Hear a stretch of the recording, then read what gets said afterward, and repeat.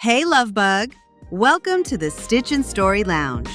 This is where busy hands meet good stories from TV, books, movies, and sometimes real life itself. No rush, no pressure. Just yarn, needles, hooks, and some easy grown folk conversation. So stitch along, listen in, or stay a while if Will Trent brought you here. Either way, LoveBug, you're in the right place. So, go on. Sit down and get yourself comfortable, LoveBug. You're exactly where you're supposed to be. I want to update y'all on my whip, my work in progress. I'm still working on that quick and easy shawl called The Wedge by Susan Kennedy. You can find her over on YouTube at Pretty Peaceful. I'm using Karen cakes in the red velvet colorway with a 7mm hook. All right now. Let's settle into Will Trent Season 4, Episode 4. The Man from Nowhere. Segment 1. Puerto Rico, salsa, and a deadly dance floor. So the episode opens with a little flashback moment, and immediately I said, oh, okay. We finna be emotional today. We see Will back when he was in Puerto Rico, back when he was really trying to understand his roots, his language, his people, and baby, himself. They show Will in an adult Spanish class, and listen, the effort is there. The intention, pure. But the fluency, baby girl, that thing is still buffering. Then we flash to Will sitting with this beautiful young woman. And at first I'm like, okay, now who is this? And then it clicks. That's his mama. Will is having visions of his mother, and she's telling him he's special, that he matters, that he's seen. And I said, see, that's the kind of affirmation we all needed before adulthood. Hell, during adulthood too. Anytime, really. Because, baby, this world will knock the wind out of you and keep on walking like it didn't do a thing. So if you got it in you to be encouraging to others, please do it. Always. And just like that, salsa music. Boom, we're back in the present. Now we're at a dance competition, the semifinals no less. Which means everybody is extra sweaty, extra competitive, and extra dramatically glam. Hair laid, makeup beat. Spandex fighting for its life. They even throw in a little breakdancing, 'cause why not? This is television. LoveBug, you can feel the jealousy between the dancers. It's thick. It's tight. It's petty adjacent. And then everything stops. A dancer in a red dress grabs her chest and collapses. Music cuts. Shoes still on. Lights still warm. Still sensual. Still disrespectfully pretty for a crime scene. The woman in the red dress, her name is Catalina. Catalina Torres. And when the crowd fades away and she's left there alone on the floor, she's dead. Whew! That visual? That was doing a lot. And we're only just getting started. Segment 2. Spanish, poison, panic, and makeup. So Will and the medical examiner take one look at Catalina and say, at the exact same time, poison. Blue lips, central cyanosis. She wasn't getting oxygen. And mind you, she was dancing seconds before she hit the floor. So whatever this was, fast, efficient, and rude. No injection sites, no residue, nothing obvious. So Will, ever the optimist, says, well, we gotta interview everybody in here. Faith looks at him like, sir, half these folks don't speak English, and it is 3 o'clock in the morning. And this is when Will takes a deep breath, squares his shoulders, and says, I got 2 years of Espanol. Honey Bunny, when I tell you that Spanish sounded like a Dick and Jane reader from 2nd grade, Hola, me llamo Will. Even the witnesses were like, You Puerto Rican? Why does your Spanish sound like that? And honestly, that was a very valid question. Now enters Bon Bon. And yes, you remember her from seasons 2 and 3. Always fabulous, always messy adjacent, always got the tea. She works at the drag club, and she stays serving the GBI with just enough information to solve the case and raise blood pressure.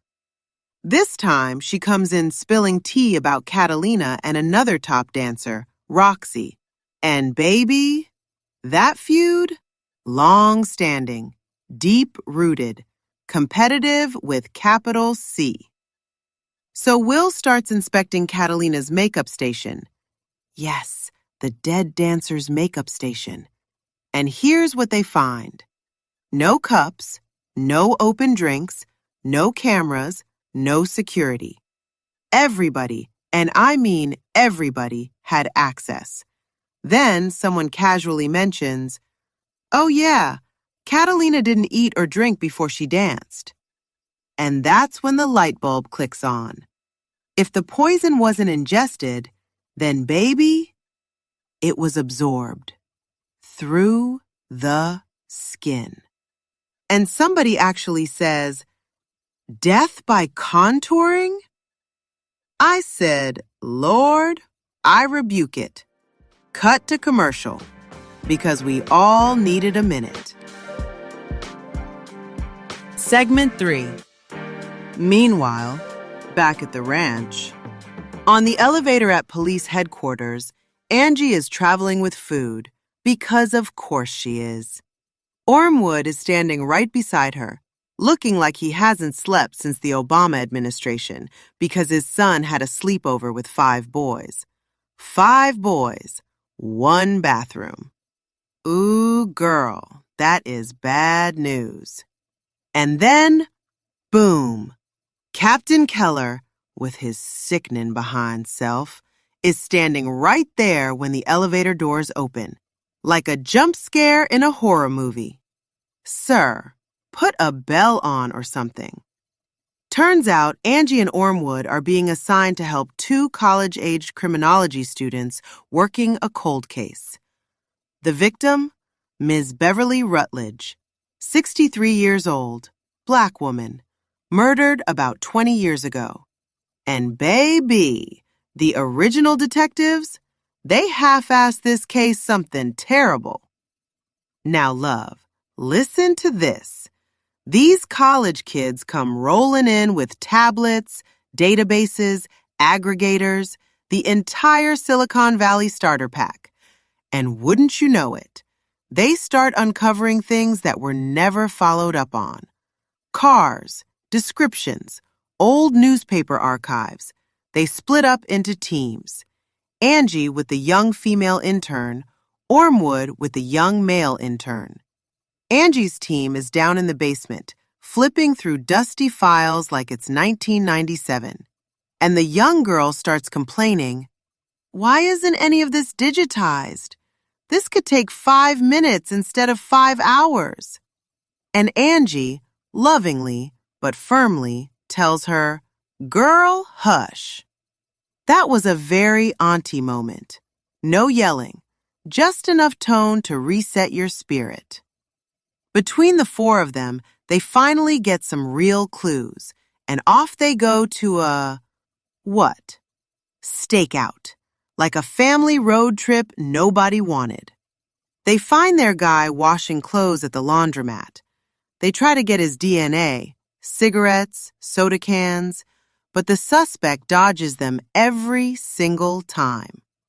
90 minutes later, snack debris everywhere, intern slumped, junk food regrets setting in. Until the suspect throws gum out the window as he's leaving the parking lot. And baby, they celebrated that gum like they just won the Powerball.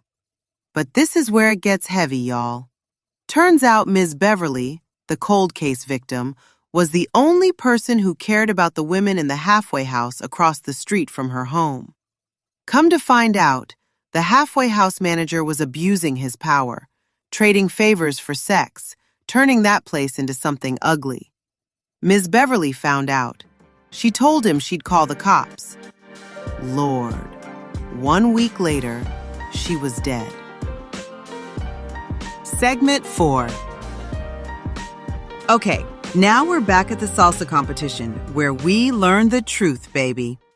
Roxy and Isabella, the judge's wife from Bogota, were having an affair. Ooh! The husband found out. He tried to kill Roxy, but Catalina, being the thief that she was... Okay. So she borrowed. Maybe she planned to give it back. She borrowed some of Roxy's body makeup. So while the husband was trying to kill his wife's lover, he killed the wrong lady.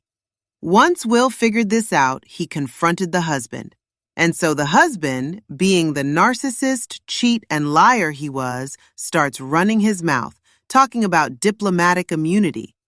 LoveBug, that man was selling all kind of wolf tickets. And baby, Will lets him talk.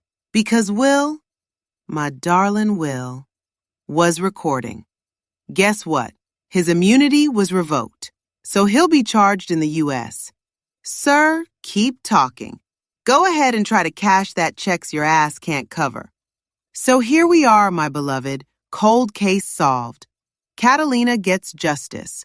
Beverly gets justice.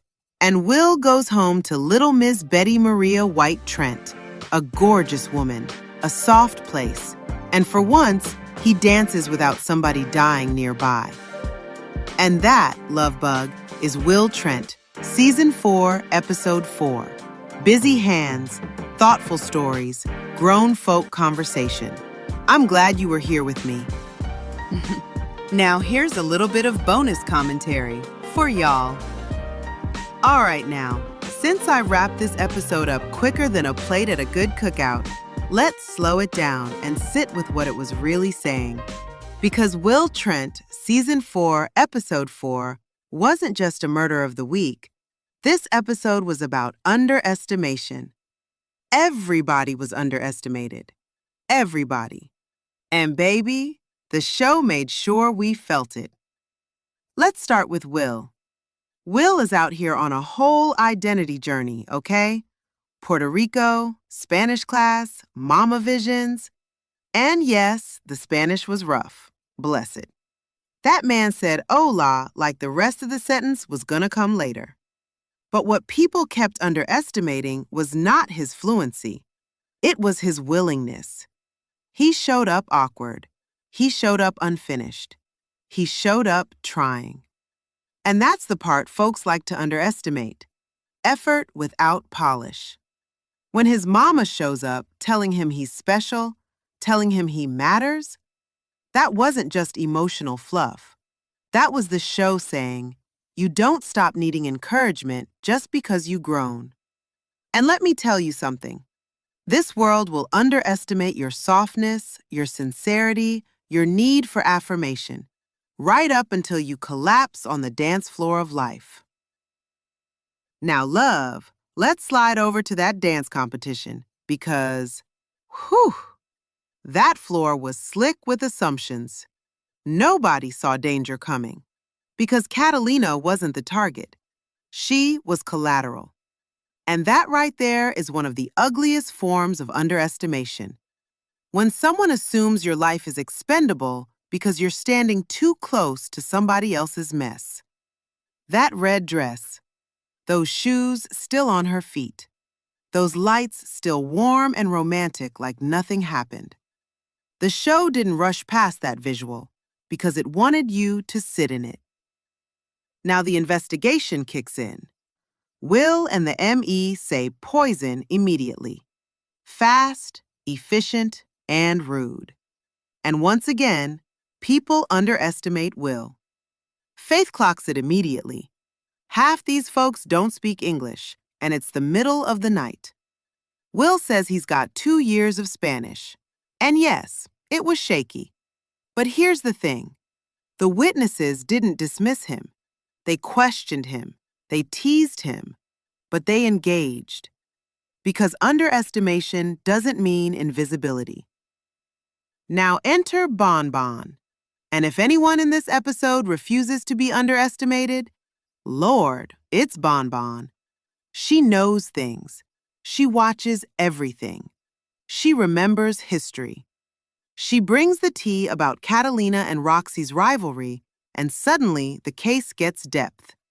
Because rivalry doesn't start overnight. It marinates. And then comes the makeup station. Everybody had access. And then, Catalina didn't eat or drink before dancing, which means the poison wasn't swallowed. It was absorbed through the skin. Child, how many times do we underestimate what's allowed to touch us every day?